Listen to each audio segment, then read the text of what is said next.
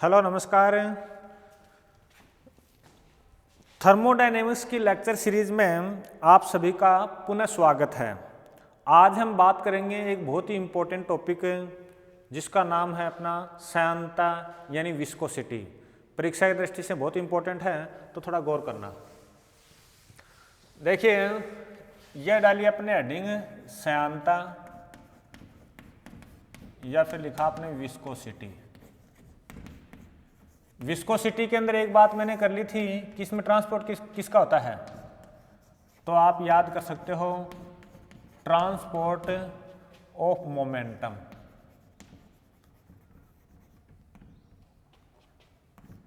ये अपन बात कर चुके थे, ठीक है ना।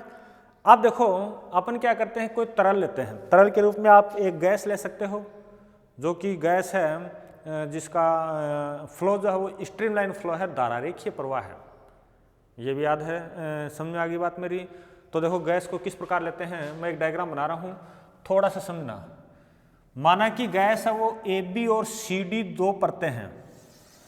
एक परत मैंने ले ली ए बी और दूसरी मैंने लेयर ले ली सी और डी। इनके बीच में गैस का प्रवाह हो रहा है और प्रवाह कैसा है, धारारेखीय प्रवाह है, स्ट्रीमलाइन प्रवाह आपका, ठीक है। अब देखो, मैं यूं लेके चलता हूं कि ये जो डायरेक्शन है वो तो जेड है और ये डायरेक्शन है वो क्या है, चलो वो आपका अक्ष है। अरे ऐसे, ये तो आपका जेड अक्ष है, अपने आप वैसे समझ आ जाएगा। माना कि ए बी पर जेड इक्वल टू 0 है। ए बी पर क्या है, जेड इक्वल टू 0 है। जब अपन ऊपर की ओर चलते हैं तो तीन परत और लेते हैं।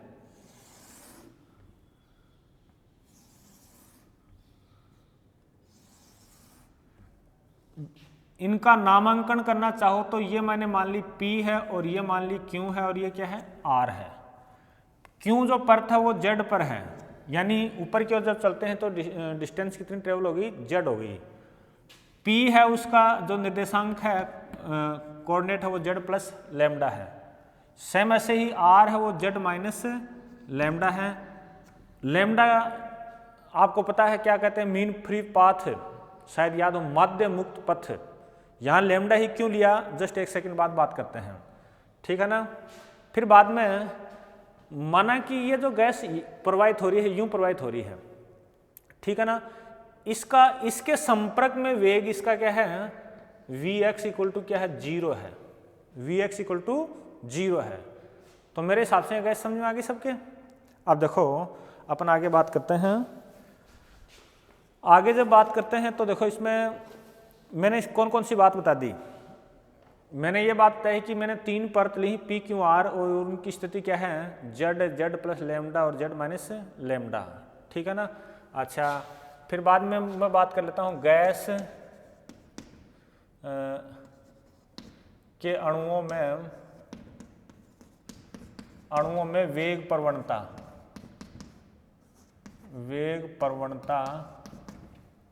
जो है वो जेड दिशा में है। कौन सी दिशा में है, जेड दिशा में है। और वेग प्रवणता है कितनी, वेग प्रवणता वेलोसिटी ग्रेडियंट जो है वो है dv अपॉन dz। तो देखो, एक काम और कर सकते हो, अगर आपका यहां पर वेलोसिटी, अरे बहुत ही आसान काम है, थोड़ा समझो तो, यहां की वेलोसिटी, इसकी वेलोसिटी, इस परत की वेलोसिटी माना कि Vx है, तो इस परत की वेलोसिटी कितनी हो जाएगी। देखो, वेग प्रवणता यानी एकांक दूरी तय करने पर वेग में परिवर्तन dv अपॉन dz है, ठीक है ना। अब अगर मान लो, अगर आप लैम्डा दूरी तय करते हो, यहां से यहां तक लैम्डा दूरी तय करते हो, एकांक दूरी तय करने पर वेग में जो अंतर आ रहा है वो आ रहा है dv अपॉन dz आ रहा है।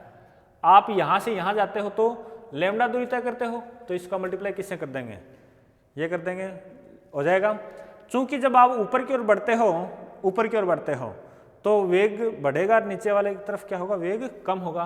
तो इसका जो वेग आ जाएगा वो आ जाएगा Vx plus lambda dv upon dz। क्या बात समझ आ गई। एक बार दोबारा रिपीट कर देता हूं, dv अपॉन dz जो है यह वेग प्रवणता को दर्शा रहा है और इसका अर्थ होता है कि एकांक दूरी तय करने में वेग में परिवर्तन। चूंकि जब आप यहाँ से यहाँ जाते हो तो दूरी कितनी तय कर दी, लैम्डा, तो टोटल परिवर्तन कितना हो गया, लैम्डा dv अपॉन dz। वेग यहाँ vx था तो यहाँ कितना हो जाएगा, vx प्लस हो जाएगा। नीचे की ओर इस परत का वेग कितना हो जाएगा, आप वहाँ पे थ्योरी में लिखना चाहो तो ऐसे लिख सकते हो कि परत p जो है उसका जो वेग है वो इतना है और q का वेग vx, चलो मैं लिख दूंगा, चलो ये लिखा vx। आप तो ये ध्यान देना कि मैंने ये लिखा कैसे है, ठीक बात है। चलो करते हैं, तो माना परत P नहीं, बीच में कौन सा Q पर स्थित सभी अणुओं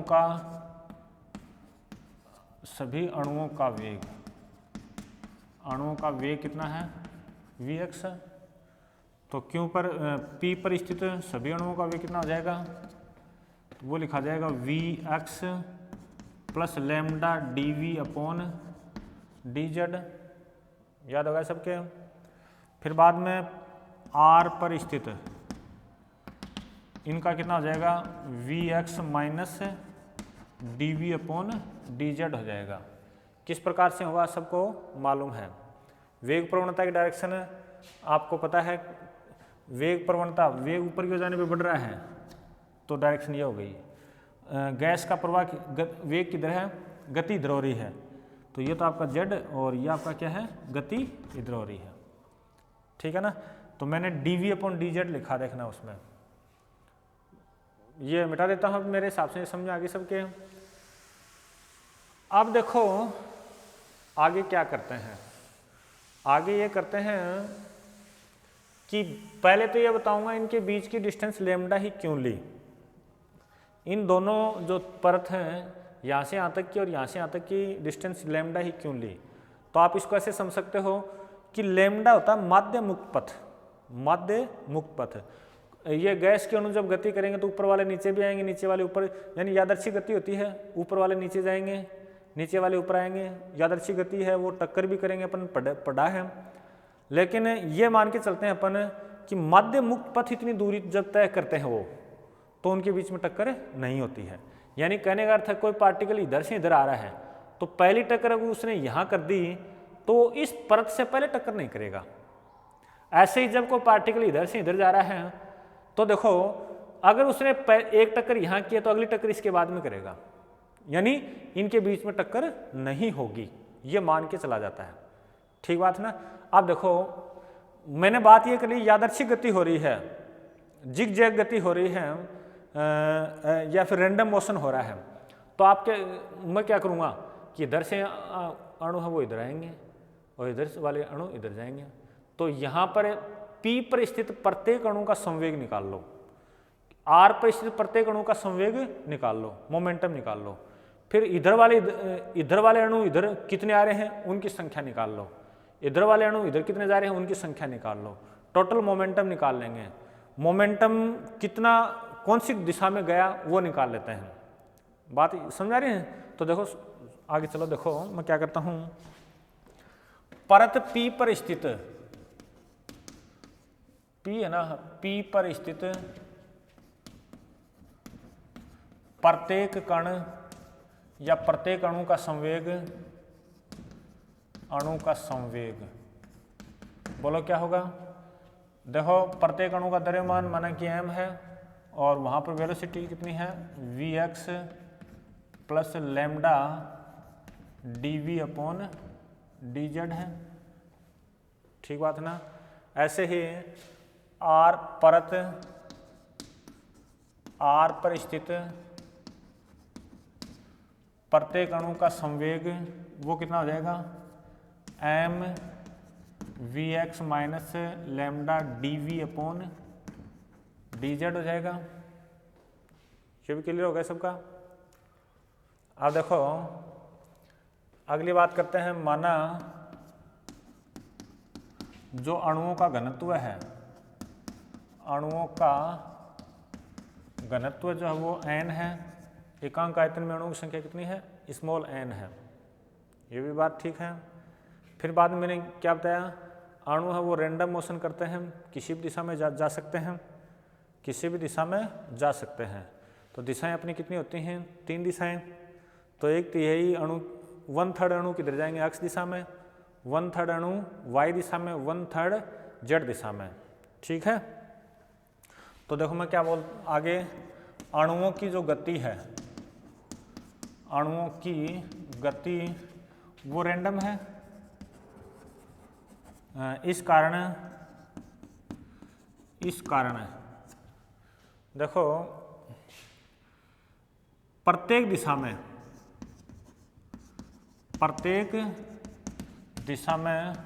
1/3 अणु गति करेंगे। ठीक बात ना। प्रत्येक दिशा की जब बात आती है तो जैसे एक बात करता हूं तो इसमें प्लस एक्स भी आ गया और माइनस एक्स भी आ गया, यानी इन दोनों दिशा, ये 2 दिशाएं नहीं है, अक्ष को एक ही दिशा मानते हैं। तो देखो जैसे इधर वाले अणु इधर आए तो ये माइनस जेड में जा रहे हैं, या फिर इधर वाले अणु ऊपर जा रहे हैं तो ये प्लस जेड में जा रहे हैं।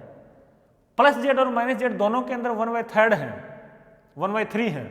तो देखो यहाँ पर प्लस जेड दिशा में गति करने वाले या फिर माइनस जेड दिशा में गति करने वाले अणु कितने हो जाएंगे, 1/3 का आधा, 1/3 का आधा। तो देखो मेरी बात दोबारा समझो एक मिनट। प्रत्येक दिशा की जब बात आती है तो मैं यूं बोल सकता हूं कि एक्स दिशा में 1/3 अणु, वाई दिशा में भी कितने हैं, 1/3 अणु। सेम ऐसे ही जेड दिशा में भी कितने हैं, 3 अणु हैं। आप देखो चूंकि अक्ष के भी 2 भाग हैं, एक तो प्लस अक्ष, एक माइनस अक्ष। इन दोनों के लिए 1/3 है, तो इस एक के लिए कितने हो जाएंगे, इसका आधा ही तो होगा, इसके आधा ही तो होगा। तो ये लिखा जाएगा 1/6 लिखा जाएगा इस प्रकार से। तो देखो मैं ऐसे लिखता हूँ, आपके समझ में आएगी। देखो प्लस जेड व माइनस जेड दिशा में गतिशील अणु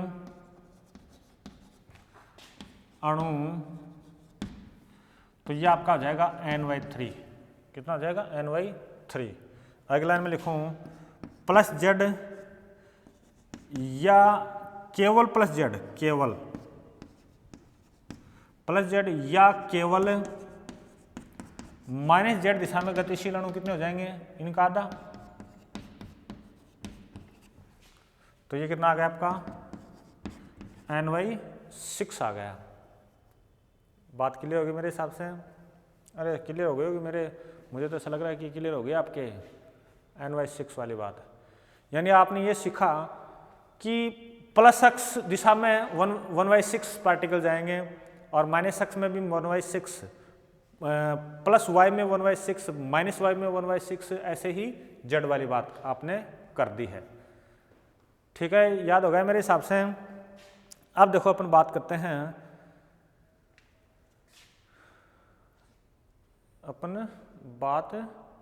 हैं,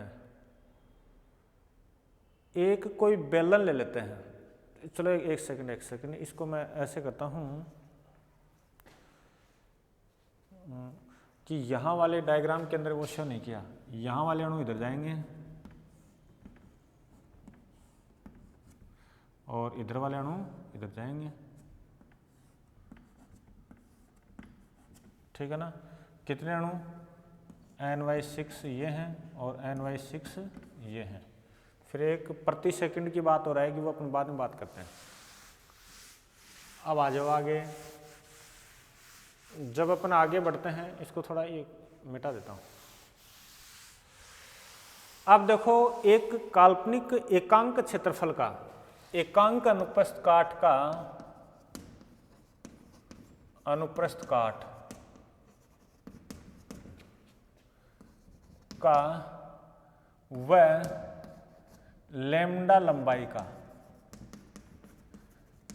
का काल्पनिक बेलन लेते हैं, काल्पनिक बेलन लेते हैं। यह डायग्राम में बनाना आवश्यक नहीं है, डायग्राम में बनाना आपको आवश्यक नहीं है। ठीक है ना। और क्यों किया देखो वो बात समझा जाएगी। ये यहाँ थोड़ा सोच लो एक बार के लिए, ये एक इस प्रकार का बेलन है, ये अनुप्रस्थ काट है, ये क्या है 1 है, यहाँ से यहाँ तक की लेंथ क्या है आपकी लैम्डा है, ठीक बात ना। अब देखो इस बेलन में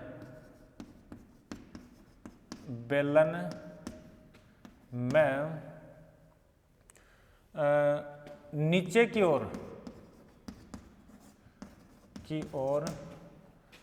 पार करने वाले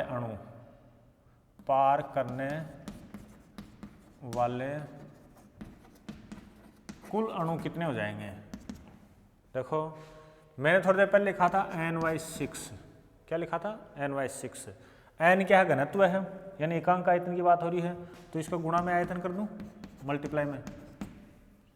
उस बेलन का आयतन है वो कितना हो जाएगा, बेलन का आयतन जैसे ये कोई बेलन है, इसका आयतन क्या है अनुप्रस्थ काट गुणा ऊंचाई, तो ये आपका क्या आ जाएगा n/6 इंटू लैम्डा, तो ये होगा आपका n λ/6, ठीक है ना।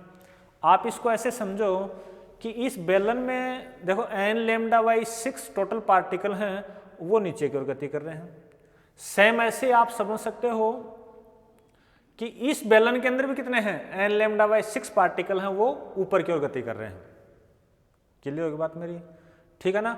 अनुप्रस्थ काट कितना है, एकांक अनुप्रस्थ काट है, एकांक समय और करना अपन को। तो देखो माना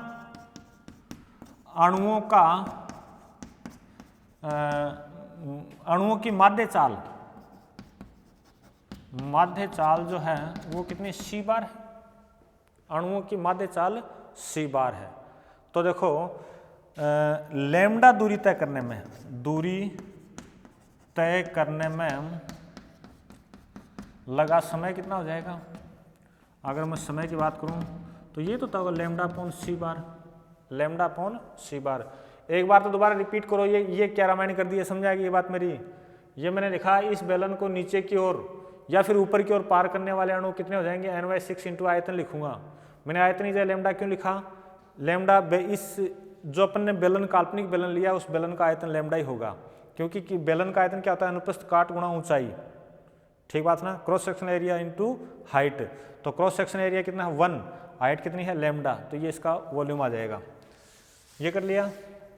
अब देखो इससे अगली स्टेप में परत क्यू को ऊपर से नीचे की ओर और प्रति एकांक क्षेत्रफल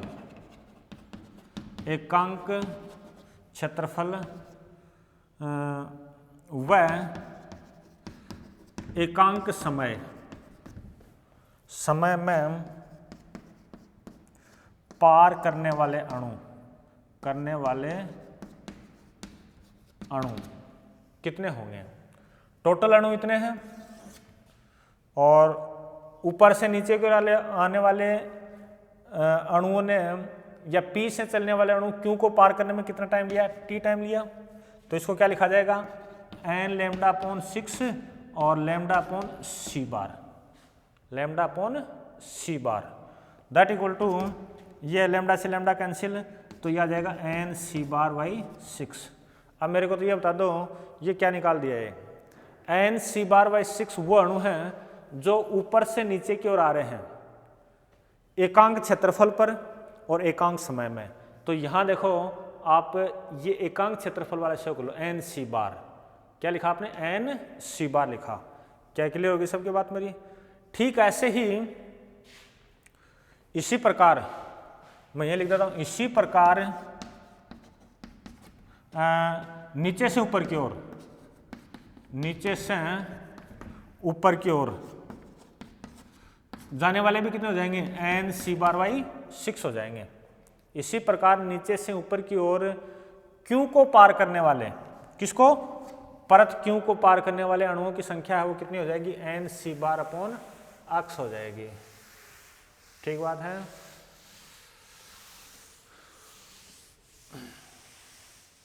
अब आ जाओ नंबर ऑफ पार्टिकल आ चुका भाई अपने पास में। अब मैं बात करता हूँ परत क्यों पर ऊपर से नीचे की ओर प्रति सेकंड व एकांक क्षेत्रफल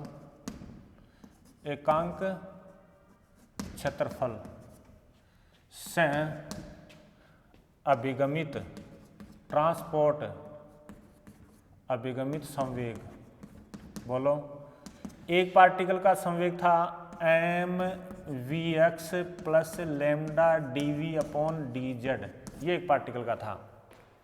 ऊपर से नीचे की ओर एकांक समय और एकांक समय कर दो इसकी जगह पर एकांक समय और एकांक क्षेत्रफल में ऊपर से नीचे की ओर अणु कितने आए थे? तो ये आए थे n/6।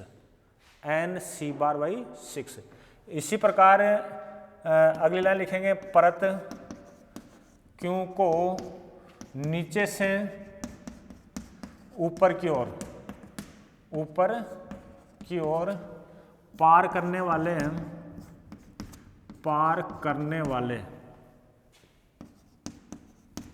वो एकांक वाली बात और लिखोगे, अणु है वो कितने हो जाएंगे? तो आप लिखोगे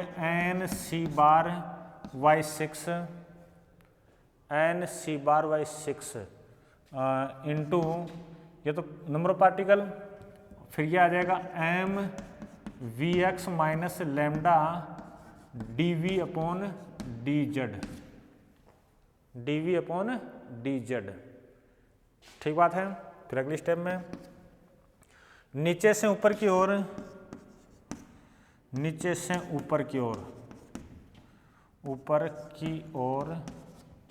अभिगमित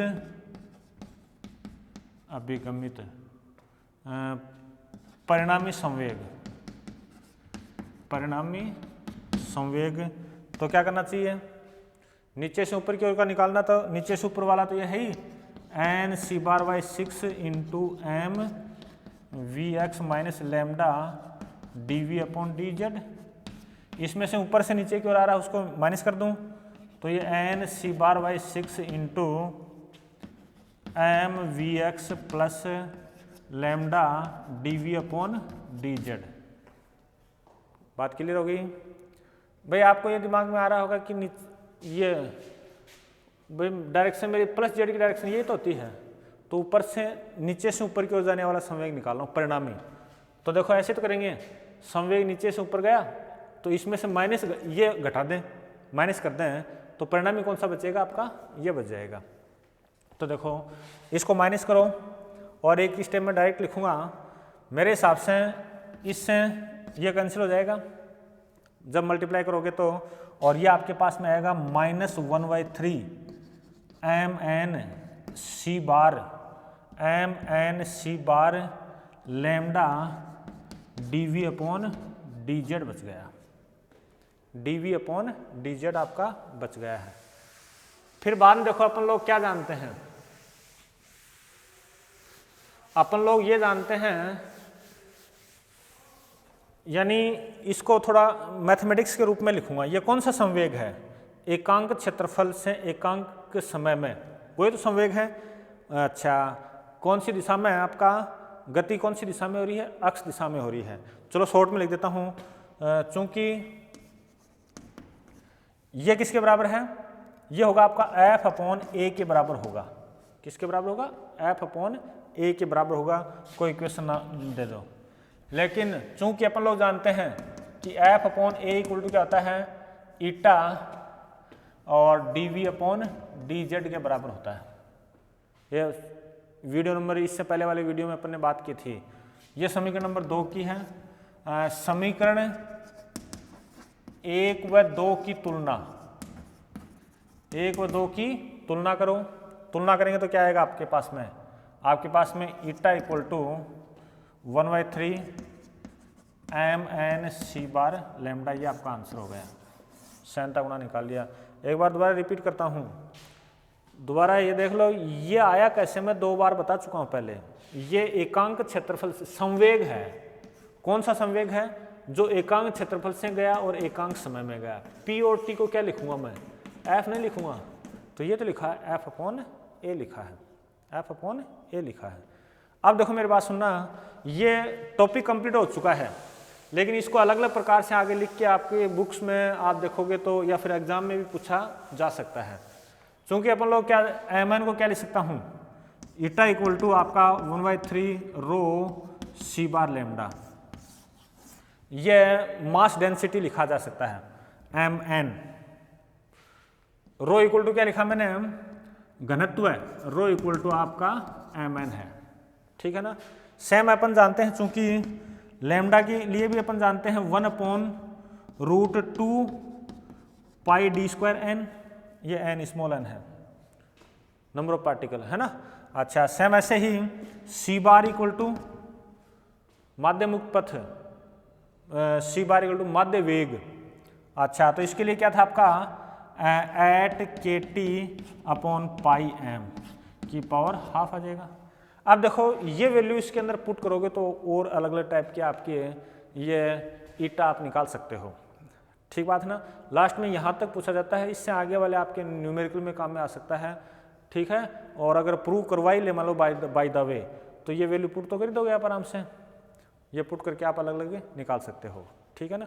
इसमें एक ये हमेशा थोड़ा कंफ्यूज रहते हैं, ये आप याद ही कर लो, ये Na क्या सबको मालूम है, तो एक सूत्र तो ये काम में आता बहुत बार, NaKB, KB की जगह कई बार K लिखा होता है ना, वोल्टेज मान नियतांक, ये सूत्र बहुत बार काम में आता है। फिर बात है ना, अणु बार m इक्वल टू क्या होता है, स्मॉल m और Na,